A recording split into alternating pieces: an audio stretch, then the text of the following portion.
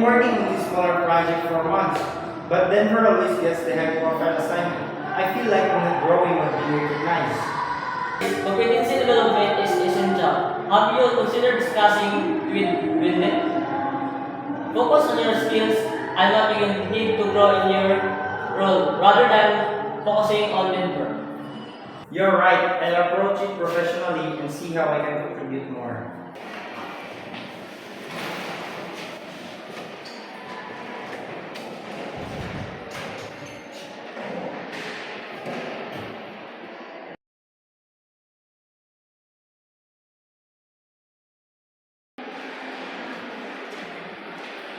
Thanks for meeting me, Will. Kabasin,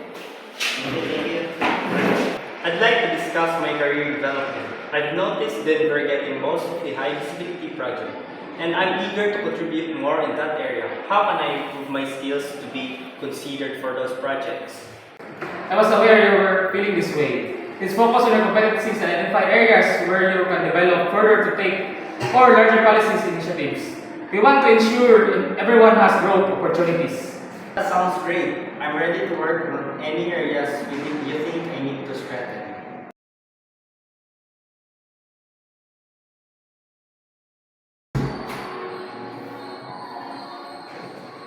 Morning, sir. Morning. Anjay raised concern about feeling overlooked. Denver been getting most of the high visibility projects. I need to ensure our competency development framework is applied fairly.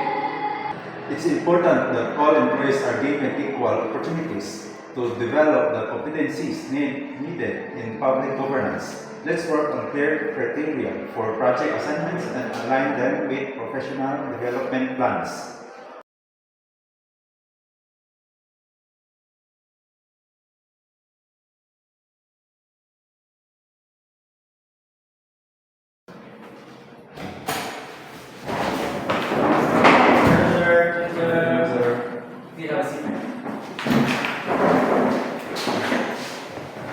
To ensure everyone has a fair chance to develop their competencies, we'll be more structured in assigning high visibility projects.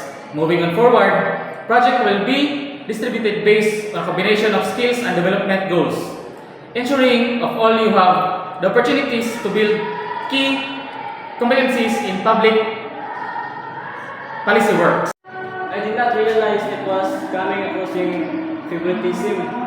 I'm glad we're going to equal changes to grow. Me too.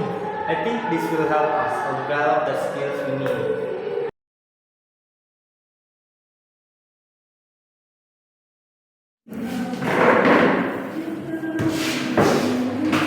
Sir, wait. I reflected on your conversation and made adjustment to how projects are assigned. I also ensure you have access to competency development programs to build your expertise in public policy. Thanks, Sir Wendell. I feel more confident that I'll have the chance to grow my skills now.